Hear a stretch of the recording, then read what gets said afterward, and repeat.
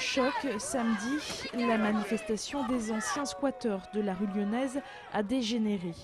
Alors qu'ils tentent d'entrer symboliquement dans un immeuble inhabité et propriété de la mairie, en face du château d'Angers, les CRS donnent l'assaut. 3 personnes ont été légèrement blessées suite à cette altercation. Les seules solutions qu'on nous donne, c'est des solutions très dispendieuses d'hôtels, en urgence, alors que soi-disant c'était réglé. Alors qu'il suffirait que le maire réquisitionne quelques appartements avec l'aide du préfet et on loge tout ce monde à beaucoup moins de frais et de façon plus pérenne et dans des conditions beaucoup plus décentes et beaucoup plus humaines.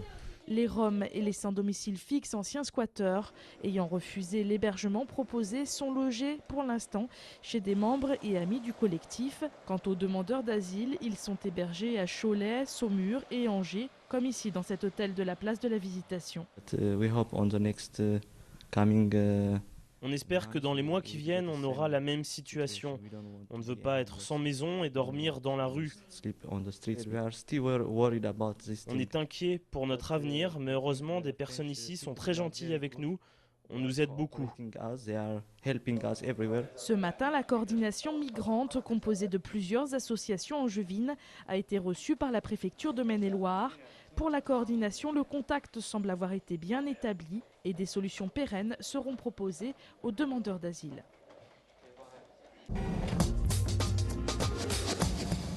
Un an tout juste après sa mise en service, le contournement nord de l'agglomération angevine a-t-il atteint ses objectifs de fréquentation?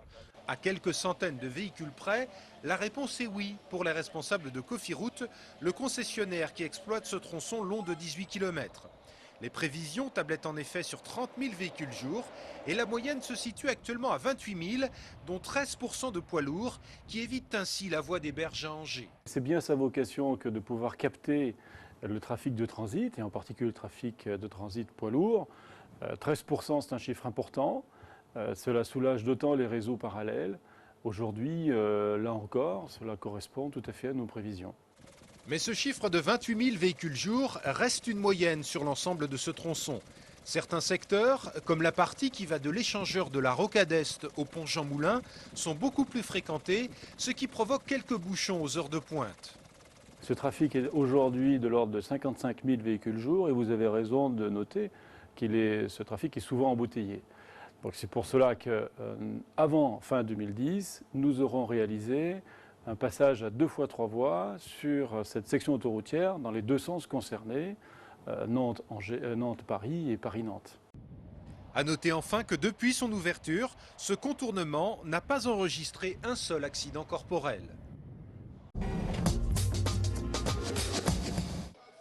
93 000, c'est le nombre de visiteurs qui se sont rendus cette année à la foire d'Angers. Un premier bilan qui n'atteint donc pas les 100 000 visiteurs, chiffre initialement prévu par les organisateurs. 93 000 personnes, c'est à peu près comme l'édition de l'année dernière. Le bilan se veut tout de même positif, même si les visiteurs se montrent plus raisonnables, notamment dans les domaines de la restauration et de l'achat-plaisir. Pas de chevaux, mais des enfants, des centaines d'enfants aux chemises de toutes les couleurs ce week-end à l'hippodrome du Lion d'Angers. Plus d'1 millier de scouts et de guides de France, âgés de 6 à 25 ans, est venus de Sarthe, de Mayenne et de tout le Maine-et-Loire. En ce moment dans la région, les scouts ont la cote.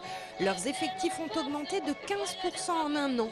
Le mouvement d'éducation populaire est catholique, mais ouvert à tous. On prend chacun comme il est et qu'il soit croyant ou peu croyant ou pas croyant, on partage tous des moments spirituels ensemble. Et ce sont les valeurs du scoutisme qui motivent les jeunes encadrants, les chefs et cheftaines qui gèrent les plus jeunes.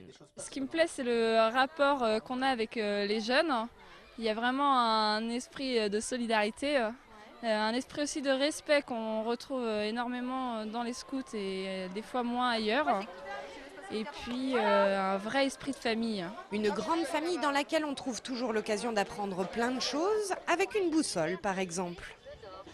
Et par exemple sur celle-ci, le nord, il est indiqué par un N. Mais avant, le nord, il était indiqué par une fleur de lys. Et voilà élucidé le mystère de l'origine de l'insigne mondial des scouts. Transmission de savoir et de valeurs morales lors d'activités qui ont lieu toute l'année et en plein air. Il paraît que les scouts et guides de France, c'est l'une des plus belles écoles de management qui soit. Nous avons eu l'occasion dans l'association de rencontrer beaucoup de chefs d'entreprise qui nous disent qu'ils sont attirés par notre public de jeunes, ils savent que ce sont des jeunes qui s'engagent et qui vont jusqu'au bout de leur projet et qui ont une formation de base qui est quand même très très riche. Qui coupe l'enchère de 6. À 6, c'est sur ordre. Je vais être jugé à 6. Terminé. Vite, du Cigognac de 94 à 6 €, je rêve. Fini. Pour le 134. Samedi, c'est une vente aux enchères de vin assez exceptionnelle qui avait lieu à Angers. Plus de 5000 bouteilles de Bordeaux et de Bourgogne, essentiellement issues de la cave d'un monsieur qui, pendant 15 ans, a investi et acheté chaque année plusieurs caisses de primeurs. Le vin, encore une valeur sûre où placer son argent. Le vin est un bon investissement. On se rend compte que sur les dernières années, on peut avoir jusqu'à 50% de plus-value sur certaines bouteilles, tout à fait. Dans le lot de bouteilles vendues samedi, des petits Bordeaux à des prix très raisonnables, mais aussi des grands crus et des grands millésimes. La perle rare de la vente, une bouteille de Romanée Conti de 1963, estimée à 2000 €. C'est toujours ce monsieur qui a cette cave un petit peu impressionnante et de grande qualité. Bon, il souhaite s'en séparer. Mais dans sa cave, il en a 12. De quoi donc encore pour lui passer de bons moments de dégustation. Car si parmi les acheteurs, il y avait samedi des restaurateurs et des professionnels, il y avait aussi un bon nombre de passionnés qui s'étaient déplacés ou non. Je vous parlais des ordres d'achat, j'en ai 121 ou 122. Sur les 122, j'ai 70 qui sont des clients qui me suivent sur toute la France dès que j'ai des belles choses.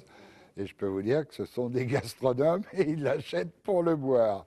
Et ça me fait d'autant plus plaisir. Au total, la vente de samedi a rapporté plus de 140 000 €. La fameuse bouteille de Romanée Conti a été adjugée à 2300 €. C'est un particulier issu de la région qui l'a achetée pour sa consommation personnelle.